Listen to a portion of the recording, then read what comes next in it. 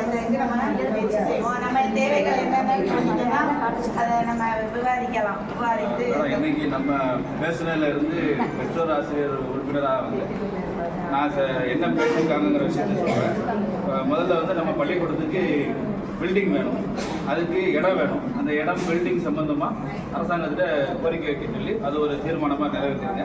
அதே மாதிரி போதைப் பொருளை தடுக்கணுங்கிறதுக்காக வேண்டி நம்ம ஒரு தீர்மானமாக நிறைவேற்ற சொல்லி சொல்லியிருக்காங்க. இந்த போதைப் பொருளை தடுக்கிறதுக்கு நாம் அந்த பையன்களுக்கு பிள்ளைங்களுக்கு ஒரு விழிப்புணர்வு கொடுக்கணும். அதுக்கு நான் என்ன நினைக்கிறேன்னா, இப்போ நிறைய இடங்கள்ல பெற்றோர்களை மதிக்கிறது இல்லை பிள்ளைங்க. அதுவும் ஒரு 10, 11, 12 படிக்கக்கூடிய ஆண்களெல்லாம் பெற்றோர்களை மதிக்கிறது இல்லை, அதே மாதிரி ஆசிரியர்களை மதிக்கிறது இல்லை, அதே மாதிரி போதைப் பொருட்களுக்கு அடிமையாகிட்டு இருக்காங்க. அதனால இவங்க 3 பேருக்கு ஒரு தலைப்பு கொடுப்போம்.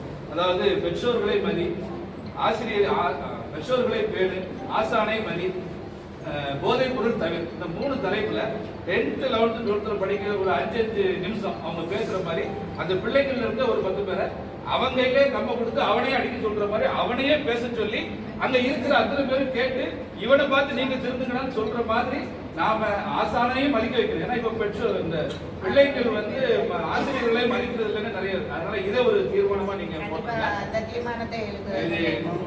அது நம்ம நிகழ்ச்சியா நடத்தி நம்ம அவங்களுக்கு பரிசு கொடுப்போம். இந்த 3 தலைப்புல பேசுற நல்ல பிள்ளைங்களுக்கு நம்ம பரிசு கொடுத்து கொடுத்துருவோம். அதே மாதிரி நம்ம பாத்ரூம்லாம் கிளீன் ஆகிட்டேன்னு சொல்லி ஒரு கம்ப்ளைண்ட் சொன்னாங்க. அதுல வந்து ஒருத்தர் தான் கிளீன் பண்றாரு. அவர்கிட்ட கேட்டதுக்கு நான் 500க்கு மேற்பட்ட பிள்ளைகள் படிக்கிறோம், அதனால எங்களுக்கு கூட ஒரு நபர் இருந்தால் தான் நான் கிளீன் பண்ண முடியும் அப்படின்னு அவர் சொன்னாரு. அதனால கூட ஒரு நபருக்கு சம்பளம் கொடுக்கறதுக்கு உண்டான அந்த திட்டத்தை நீங்க அரசாங்கத்தை கேட்டு அதுக்கு ஒரு தீர்மானம் போட்டுருங்க. அதே மாதிரி கம்ப்யூட்டர் டீச்சர் வந்து 100 பேருக்கு மேல இருந்தா ஒரு கம்ப்யூட்டர் டீச்சர் இன்னொருத்தர் தேவைன்னு சொல்லி கேட்டுட்டாங்க. நம்ம ஸ்கூல்ல 100 பேருக்கு மேல படிக்கிறாங்க கம்ப்யூட்டர். அதனால இன்னொரு டீச்சருக்கும் அதுக்கு நீங்க நம்ம ஸ்கூல்ல படிக்கிற பிள்ளைங்க வந்து வெளியில ஒரு ரோட்டுக்கு அந்த பக்கம் ஒரு சின்ன வாட்டர் இது இருக்கு. அவங்க அதாவது அஜாக்கிரதையா அந்த ரோட்டை தாண்டி போய் அங்க போய் தண்ணி பிடிக்கிறாங்க. அதனால நீங்க அந்த பஞ்சாயத்துல சொல்லி அந்த இடத்துல போய் தண்ணி பிடிக்காத அளவுக்கு அதை ஏதாவது கவர் பண்ண சொன்னீங்கன்னா நம்ம பிள்ளைங்க வந்து ரோட்டை கிராஸ் பண்ணி போக மாட்டாங்க. ஏதாவது பெரிய விபத்துகள் நடக்காம தவிர்க்கலாம். அதனால இதையும் நீங்க அந்த சொல்லி அதுக்கெல்லாம் தீர்மானம் போட்டு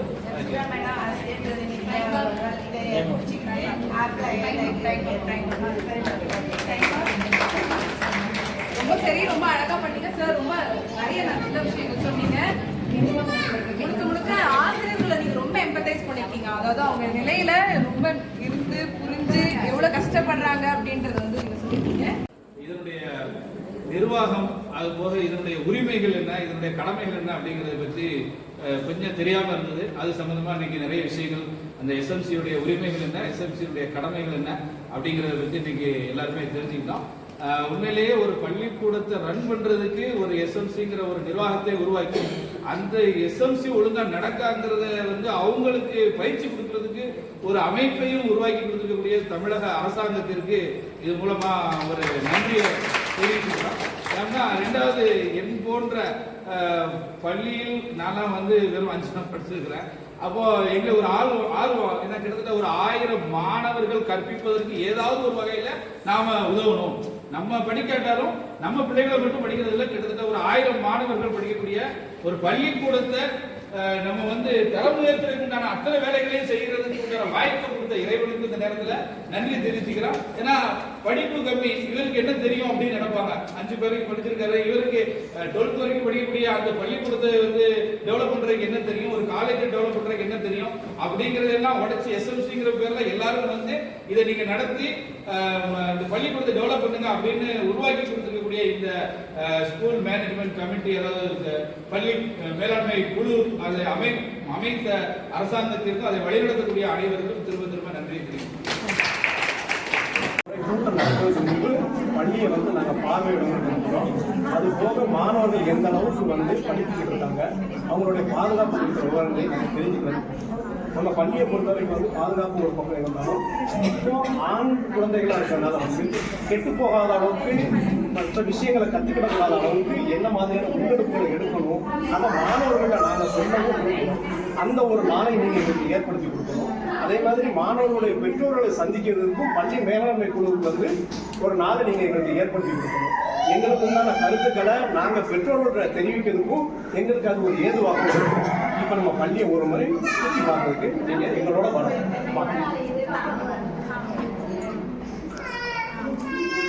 கிளாஸ் ரூமு நிறைய வந்து டேமேஜ் அந்த மாதிரி இந்த கதவுகள்லாம் வந்து மழைக்காலங்களில் வந்து எப்போ விடும்னு சொல்ல முடியும்.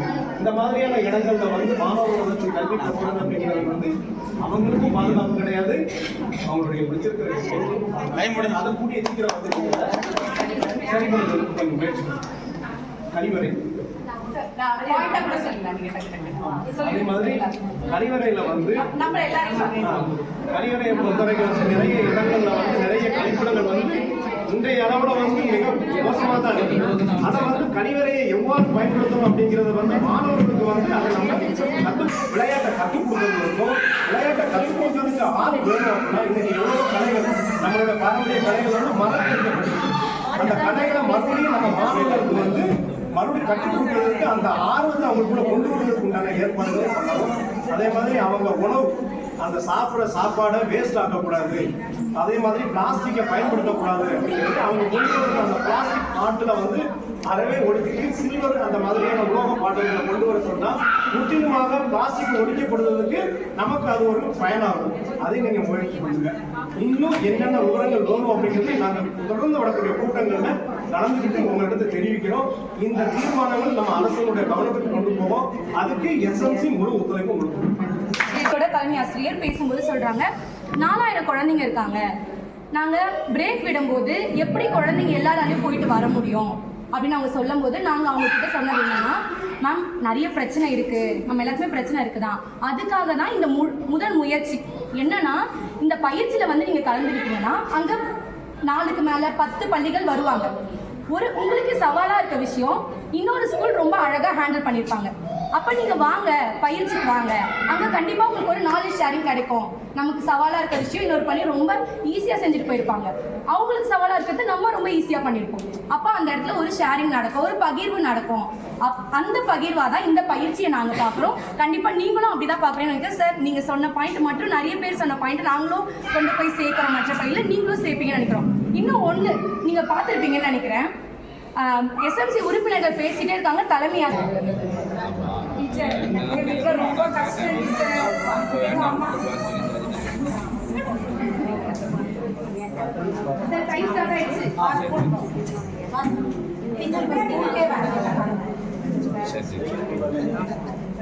டீச்சர். நான் எங்க அப்பா கூட செங்கமாலுக்கு போறேன் டீச்சர்.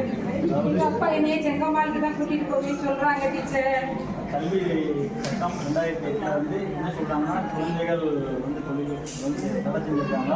அதனால நீங்கள் வந்து நாளையிலேருந்து ஒரு எப்படி ஸ்கூலுக்கு வரணும், ஸ்கூலுக்கு எல்லாமே நீங்கள் வரீங்கன்னாக்கா உங்களுக்கு வந்து கவர்மெண்ட் வந்து எல்லா சலுகையும் கொடுக்கு, சரியா புக்கு கொடுக்கு, சரியா உங்களுக்கு செருப்பு நீங்கள் சார். எனக்கு படிக்க ஆசையா இருக்கு சார், ஆனால் எங்க அப்பா தான் விடவே மாட்டேங்கிறாங்க சார். நீ செங்கமாலுக்கே கூட்டிகிட்டே போயிடுறாங்க சார். குடும்பம் அருமையில் இருக்கிறதுல அதனால நாங்கள் இதை வந்து எஸ்என்சி நாங்கள்லாம் கலந்து நாங்கள் இது பண்ணாலும் அவங்களுடைய பேரண்ட்ஸ் மேலே நாங்கள் நடவடிக்கை எடுக்கிறோம். இதே மாதிரி எங்கள் ஸ்கூலில் வந்து முன்னாடி இருந்தது, முன்னாடி செங்கமாலுக்கு பிள்ளைங்க எல்லாம் போயிட்டு இருந்தாங்க. எங்கள் மிச்சம் பண்ண பின்னாடி இருக்காங்க 3 ஒரே மிச்சம் 3 பையங்க. நானும் அவங்களும் என்ன செய்வோம், ஆனால் வர ஸ்கூலுக்குள்ளே வரமாட்டான், ஓடி ஓடி வரட்டும், இந்த கோழி மடம் அதுக்குள்ளே எல்லாமே ஒழிச்சுக்கிடுவான். 2 பேர் நாங்கள் இங்கே இப்போ தானே போனாங்கன்னா அவங்க சுற்றி விரட்டி 2 பேர் பிடிச்சி கொண்டு எங்கள் பக்கத்தில் அவங்க ஒருத்தனை வச்சுருப்போம், நான் ஒருத்தனை வச்சுருப்போம். இப்படி நடக்குது. ஆனால் இப்போ எங்கள் ஸ்கூலில் இடைநிற்றலே கிடையாது, எங்கள் ஏரியாலே கிடையாது, இடைநிற்றலே கிடையாது. அதுக்கு காரணம் எங்கள் கைச்சம் வேற ஊர் மக்களோட சப்போர்ட். சேஃபான இடம்னு சொல்றாங்க. அந்த குழந்தை எந்த வறுமையின் காரணமா அந்த தோட்டத்துக்கு வேலைக்கு போகாம பள்ளிக்கூடத்துல கற்க முடியும், 4 பிள்ளைங்களோட ஒரு நல்ல பழக்கத்தை எடுத்துக்க முடியும், சாப்பிட முடியும், புதுசா கண்டுபிடிப்பு எடுக்க முடியும், அடுத்து என்ன ஆகணும்னு யோசிக்க முடியும். அந்த 18 வயசுக்குள்ள அந்த குழந்தைக்கு அதுதான் பண்ணணும். குடும்ப பாரத்தை பத்தி அந்த குழந்தை யோசிக்க கூடாது, பெற்றோர்கள் தான் அதை பத்தி யோசிக்கணும். குடும்ப பார்த்து குழந்தைங்க மேல திணிக்காம இருக்கணும். அப்ப அந்த குழந்தை அந்த சூழல்ல வளர்றதுக்கு கல்வி ஒரு முக்கிய காரணம். அது நல்லா படிக்கிறாங்க, நல்லா படிக்கலாம், அடுத்த கட்டம் பள்ளியில இருக்கிறது ரொம்ப முக்கியம். அப்போ எல்லா குழந்தைகளும் பள்ளியில இருக்கணும் அப்படின்றத டிராப் அவுட்டே இல்லாத ஒரு ஸ்கூலா உருவாக்கியிருக்காங்க. பிற பள்ளியில டிராப் அவுட் இருக்குன்னா பல காரணங்கள் இருக்கும். சொன்னாங்க இல்லையா, அவங்க ரொம்ப உதாரணமா உண்மையா போறீங்க. அங்க ஒரு குழந்தை ஏதோ டீ கடையில வேலை பார்த்துட்டு பாக்குறீங்க, சேலத்துக்கு போறீங்க, இங்க பாக்குறீங்க, ஏதோ ஒரு தெரிஞ்ச பிள்ளைக்கு கல்யாணம் பண்ணி வைக்கிறாங்க, நம்மளால போய் தலையிட முடியாது, ஆபத்தா இருக்கு அப்படின்னா நீங்க என்ன பண்ணலாம்? சைலண்டா பேர் சொல்லாம 10, 9, 8 கால் பண்ணி இந்த பிள்ளைக்கு கல்யாணம் பண்ணி வைக்க அந்த அம்மா ரெடி பண்றாங்க, என் பேர் சொல்ல விரும்பல, இதுதான் இன்ஃபர்மேஷன், இதுதான் பார்த்துக்கோங்க, இதுதான் இன்னைக்கு கல்யாணம்னு சொல்லிட்டீங்கன்னா சோஷியல் ஒர்க்கர்ஸ் நிறைய பேர் இருக்காங்க, அவங்க அரசாங்கத்தோட சேர்ந்து உங்க பேரு உங்களை யாருன்னே சொல்லாம நடத்த வேண்டிய வேலையை மட்டும் செய்வாங்க. சரிங்களா? அதனால மாவட்ட அளவுல வந்து ஆதரவற்ற குழந்தைகளுக்காக மையங்கள் இருக்கு, ஹோம் இருக்கு, அங்க சேர்த்து படிக்க வைப்பாங்க. அதனால குழந்தைகளுக்கான இடம்ன்றது அரசு கொடுக்குது, அந்த இடத்த நம்ம காட்டுறதுக்கு நம்ம ரெடியா இருக்கலாம். டிராப் அவுட் ஆன குழந்தைங்களை கூட்டிட்டு வரலாம். நல்லா படிக்கிற குழந்தைக்கு தான் கவனம் செலுத்துவோம்னு கிடையாது, எல்லா குழந்தைங்களுக்கும் நம்ம கவனம் செலுத்தி கூட்டிட்டு வரணும். அதுல உங்க ஸ்கூல் நீங்க எடுத்த முயற்சி ரொம்ப பெரும் முயற்சி. அது நம்ம பல ஸ்கூலுக்கு நானும் சந்தியாவும் கண்டிப்பா போய் சொல்லுவோம் இந்த செய்தியை. நன்றி. குழந்தை தொழிலாளர் வாங்க ப்ளீஸ். நம்ம ஸ்டேஜ் விழுந்துடாதீங்க. நாங்கள் என்னன்னு கேட்டோம், அவங்க பள்ளி எடுத்துட்டு வரல, அதனால பள்ளி மேலாண்மை குழுவில் நம்ம அந்த பள்ளி எடுத்து வரல, என்ன காரணம் கேள்வி தெரிஞ்சுக்கணுமா? அது பண்ணிட்டாங்க, வேற ஏதாவது பண்ணுங்க. குழந்தைக்கு ஏன் வரலைன்னா அந்த குழந்தைங்களுக்கு என்ன பிரச்சனை சொல்லி அவங்க வீட்டுல போய் எல்லாம் நம்ம வந்து தீர்மானிக்கணும். உறுப்பினர்கள் எல்லாரும் எஸ்எம்சி உறுப்பினர்கள் தலைவி, முக்கியமா தலைவி தான் அதுக்கு வந்து போகணும். எஸ்எம் வந்து நம்ம வந்து ஏன் இந்த மாதிரி குழந்தைங்க வரலன்னு சொல்லி எஸ்எம்சி தலைவி சொல்லுவாங்க. அந்த தலைவி வந்து என்ன செய்யணும்? பேரண்ட்ஸ் போய் சொல்லணும். பேரண்ட்ஸ் என்னன்னா அவங்க 2 பேர்த்து கூட, அதாவது வீட்டுல அது கணவன் மனைவியோட அதாவது நிறைய சண்டைகள் இருக்கத்தான் செய்யுது எல்லா வீட்லயும். அதனால எங்க அம்மா அடிக்கடி சண்டை போடுறாங்க, இந்த மாதிரி ஸ்கூலுக்கு போக விரும்பல, அதை எங்க அம்மா இந்த மாதிரி என்ன வயசு கூட்டிட்டு போயிட்டாங்க இப்படின்னு பார்த்து நிறைய குழந்தை சொல்லியிருக்காங்க, நானும் கேட்டிருக்காங்க. அப்போ அவங்க வந்து பேரண்ட்ஸ் போய் நம்ம தான் போய் பேசணும். என்ன பேசணும்னா, ஏன் உங்களுக்குள்ள நீங்க இந்த மாதிரி இருந்தீங்கன்னா அந்த குழந்தைகளோட மனநிலை வந்து நிறைய பாதிக்கப்படுது. அந்த பாதிப்புனால இந்த பிள்ளைங்க வந்து படிப்புல வந்து ரொம்ப கவனம் செலுத்த முடியாத காரணத்தினால அந்த குழந்தைகளுக்கு வந்து அந்த படிப்பு வந்து இன்ட்ரெஸ்ட் இருக்காது. அப்போ நம்ம அம்மா காட்டு கூட்டு போயிட்டாங்க, நம்ம வயல வந்து நம்ம ஜாலியாக விளாடலாம், இப்படி அந்த சிந்தனை வந்து அந்த குழந்தைகளுக்கு வந்து அந்த மாதிரி மாறி போகுது. இதனால என்ன செய்யணும்னா நம்ம வந்து அவங்ககிட்ட வந்து பேரண்ட்ஸ் வந்து நம்ம தான் போய் பேசணும். எஸ்எம்சி தலைவியே உறுப்பினர் 24 உறுப்பினர் இருக்காங்க. அதை வரக்கூடிய உறுப்பினருக்கு வந்து நம்ம போய் பக்குவமா சொல்லணும். அந்த குழந்தையும் சொல்லணும், அந்த பிள்ளைங்க என்ன சொல்லணுமா குழந்தையும் சொல்லணும். முதல்ல முக்கியமா பேரண்ட்ஸ் பேசணும். உங்களுக்குள்ள சண்டையை வந்து நீங்களே தீர்மானம் பண்ணி இது பண்ணி பார்த்து வச்சுக்கோங்க. குழந்தைங்க வந்து யார்ட்டையுமே வெளிப்பட குழந்தைங்க வந்து படிக்கிறது இது பண்ணணும். ஓகேவா? நாங்களாம் அப்படிதான் நினைக்கிறோம். இப்போ வந்து முதல்ல ஏன் இப்போ இதான் எனக்கு தெரிஞ்சு நான் படிச்சிருக்கேன். எனக்கு வந்து படிக்க வந்து இவ்வளவு பொருட்களை வந்து அறிமுகம் கிடையாது. அப்போ வந்து எதுவுமே ஆமா யூனிஃபார்மோட சரி, இந்த செப்பல், இப்போ வந்து புக்ஸ் எல்லாமே இப்போ நானே ஸ்கூல்ல வந்து திருக்குறள் புக்கு எல்லாத்துலேயும் நல்லா படிக்கணும்னு சொல்லி நானே வாங்கி வந்து கொடுத்துருக்கேன். அதை நானே எதுவும் எல்லாம் எடுத்து தான் செய்வேன். அதாவது இப்போ நான் நினைக்கிறேன் ஏன் படிக்கல, எது படிக்க முடியல, சரி நமக்கு படிக்கிற வாய்ப்பு கிடைச்சிச்சு, அதை எப்படி படிக்க முடியல. முக்கியமான விஷயம். ரொம்ப நன்றி. பெற்றோர்களோட ஒத்துழைப்பு என்னைக்கும் தேவை. பேரண்ட்ஸ் கூட கொஞ்சம் நிறைய டெக்னிக், நிறைய ஐடியா உங்களுக்கே தெரியலாம். புதுசா முடிச்சுட்டு நோட்லேயே எழுதிட்டோம். அதுக்கடுத்து நம்ம என்ன செய்யறோம், எல்லாத்தையும் மொபைல் ஆப்பில் ஏற்ற போகிறோம். டிஎன்எஸ்சிடி பேரண்ட் ஆப்னு ஒரு ஆப்பு ப்ளே ஸ்டோர்லேருந்து டவுன்லோட் பண்ணிக்கோங்க. இருக்கிறவங்க இருக்கட்டும், மற்றவங்க பண்ணிக்கோங்க. அதில் யூசர் நேம்ங்கிறது ஹெச்எம்மோட மொபைல் நம்பர் அல்லது எஸ்எம்சி தலைவரோட மொபைல் நம்பர். பாஸ்வேர்டு வந்து எஸ்எம்சி அட்டு போட்டு கடைசி 4 டிஜிட் நம்பர். மொபைல் நம்பரில் கடைசி 4 நம்பருக்கு பாருங்கள். எஸ்எம்சியில் ஃபஸ்ட்டு எஸ் வந்து கேபிட்டலைஸ் போட்டு ஓப்பன் பண்ணால் ஆப் ஓப்பன் ஆகும். ஓப்பன் ஆகும்போது இந்த தான் அந்த ஆப்பு. இதை ஓப்பன் பண்ணும்போது நமக்கு இதெல்லாம் என்ன ஆகுது, பள்ளி மேலாண்மை குழுவில் உள்ள எல்லா டீட்டெயிலுமே இருக்குது. ஃபஸ்ட் நம்ம உறுப்பினர் வருகை போட போகிறோம், அட்டண்டன்ஸ் போடுவோம்ல, அதை ஓப்பன் பண்ணும்போது இந்த ஓப்பன் ஆகிட்டு நம்ம 24 மெம்பரோட நேமும் எல்லாருக்கும் வரிசையாக இருக்கும். யார் யார் என்ன போஸ்ட்டில் இருக்காங்களோ அத்தனையும் வரும். வந்தவங்களுக்கு ஃபுல்லாக என்ன செய்கிறோம், ப்ரெசன்ட் போடுறோம். என்ன இருக்கு ஏற்கனவே ப்ரெசன்ட் இருக்கும். ஆமாம், அதை வந்து நம்ம ப்ரெசன்ட் போட்டு சேவ் கொடுத்தாச்சுன்னா அட்டண்டன்ஸ் முடிஞ்சுது. அடுத்து அது பேக்கில் போயாச்சுன்னா அடுத்து என்ன வருது, இந்த தீர்மானங்கள்னு ஒன்று வருது. ஆமாம், அதை ஓப்பன் பண்ணும்போது தீர்மானங்களின் பட்டியல் வரும். ஏற்கனவே போட்டிருக்க தீர்மானம் ஃபுல்லாக இதில் இருக்குது. ஆமாம், இந்த தீர்மானம் போட்டும்போது நம்ம என்ன செய்வோம், ஏற்கனவே அந்த பள்ளி கல்வியத்தில் வந்து ஏற்கனவே இந்த போன இதுக்கு அவங்களே நிறைய தீர்மானம் போட்டு அதிலே வச்சுட்டாங்க. போதைப் பொருள் இல்லாத தமிழ்நாடு, பாலியல் குற்றங்களில் குழந்தையை பாதுகாக்கும் சட்டம், பள்ளி கல்வித்துறை 144 பயனாளர் ஏற்கனவே சொன்னாங்களா, அந்த கல்வி உரிமை சட்டத்தை பற்றி 1098 குழந்தை அதெல்லாம் இருக்குது. அது ஏற்கனவே நம்ம வந்து ஸ்கூலில் இம்ப்ளிமெண்ட் பண்ணால் அதை நிறைவும் போட்டு முடிச்சிடலாம். அதுக்கு புதுசாக தீர்மானம் போட மாதிரி போகிறதில்ல, வரல. நோட்டில் இதுமாதிரி வரும்போது வரும். அது என்னென்ன ஆப் நம்ம வந்து என்னென்ன தீர்மானங்களும் ஏற்றும் போது அதை அவங்க வந்து நம்ம இந்த கிராம சபை கொடுத்த கூட நம்ம என்ன சொல்லலாம், இதே தீர்மானத்தை நம்ம கொண்டு போய் பேப்பராகவும் என்ன செய்யுது, பஞ்சாயத்து மூலமாக பிடிஓஸ் போகுது. பிடிஓஸ் வந்து கலெக்டர் ஆஃபீஸ் போய் ஓரளவுக்கு என்ன செய்யுது, எல்லாமே நிறைவேற்றி தராங்க. எங்கள் ஸ்கூலை பொறுத்த வரைக்கும் எல்லாமே தீர்மானங்கள் பூரமாக ஃபுல் நிறைவோட ஸ்கூல் எங்கிட்டு இருக்கு. அதுக்கடுத்தது காமன் வால் கேட்டிருந்தோம், வேலை நடந்துட்டு இருக்கு. இதுதான் அந்த ஆப்போட இது. கட்டவே கட்டக்கூடாது, சரிங்களா?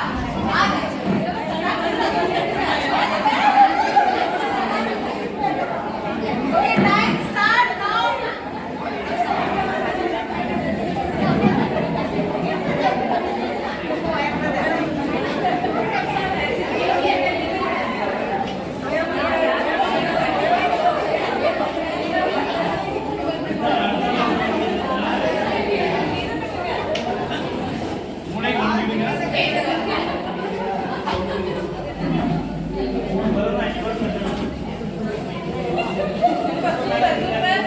ஒரு டீம் கீழே விட்டுட்டாங்க, பார்த்துட்டேன். ரெண்டாவது முறையா இன்னொரு டீம் கையிலே வச்சுட்டு இருக்காங்க பலூனை.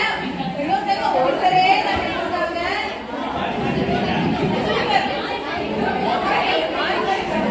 அக்கா கையிலே வைக்கக்கூடாது, மேலே தட்டணும்.